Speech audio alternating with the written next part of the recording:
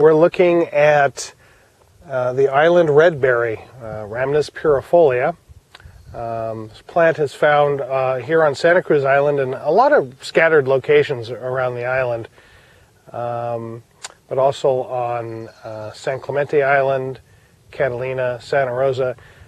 Once upon a time it was found on San Miguel Island, but it hasn't been seen there in a long time. It's also down on Guadalupe Island. This plant basically blooms from about March through July, and then later in the fall you'll find red berries all over it, hence the name, Redberry. We're looking at the leaves on the Rhamnus pirifolia, the island redberry, and this really kind of illustrates how varied plants can be from plant to plant, or even within the plant itself.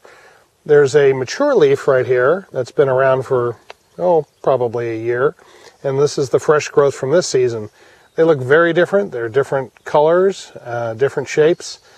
There's some other leaves on here that you probably can't even see on this shot that are long and narrow. So it can be a little confusing if you try to just use leaf shape or color to identify some plants. For me, one of the things that makes this plant stand out as a Rhamnus is that it looks like other species of Rhamnus that I've seen on the mainland, or even out here on the islands. Coffeeberry is another Rhamnus, Rhamnus californica, and the gestalt of this, if I may use that term, is this looks very similar to coffeeberry.